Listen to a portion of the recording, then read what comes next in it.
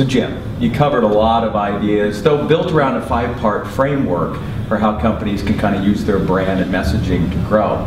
We got a lot of B2B as well as B2C, and at the end of the day, it came down to building your message around a simple ideal. Talk a little bit about that.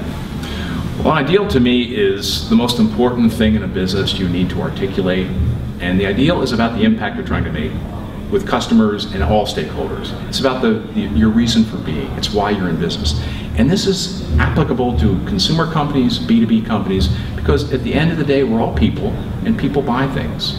So to me, the fastest growing brands articulate an ideal that is resonant and motivational to everyone involved in the business. And if you cannot do that, you don't have the foundation for growth. So an example, IBM. I mean, this is a company that, you know, it does hardware and software, but this whole smart planet idea. Talk a little bit about that. That's the ideal you're kind of talking about.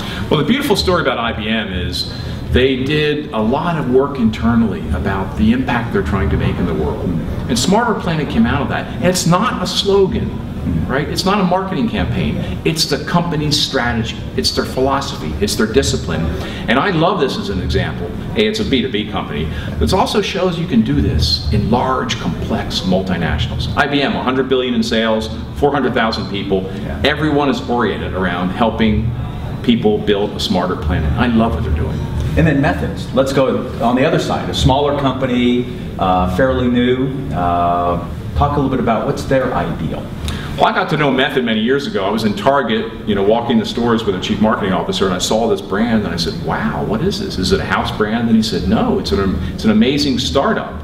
So I got in touch with them, and I started talking with the Method people, and I was initially just totally impressed with their ideal about catalyzing a revolution in healthy, happy home care. Everybody in that company is drawn to that. And that's how they make decisions. That's how they do products.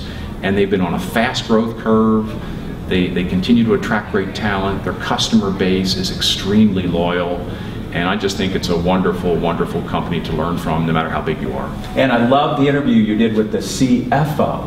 I mean, this is a thing that everybody in the organization has to be involved with. And besides measuring gross margin contribution, there were 3 others that they had to measure. Well, their CFO is a very charismatic person. Yeah. And she talks to me about being a cheerleader, because she said people need to understand in a startup, we have months that are bad and months that are good. So she really keeps them focused on the long term. And she talks very, very clearly about their criteria for making decisions. It has to have style, it has to have substance. The product has to create an advocate, and it has to meet their gross margin hurdles. And they measure. She makes sure they measure. That's how they run their meetings. If they're looking at a new product launch, does it meet those 4 criteria? And if not, why not? And if we really want to launch it, if there isn't a glide path to get to those goals, they don't do it. So you've got the ideal. You then break it down into what that really has to communicate, and then you measure and deliver on it. Correct. Jim, thank you. Okay, Verne, thank you.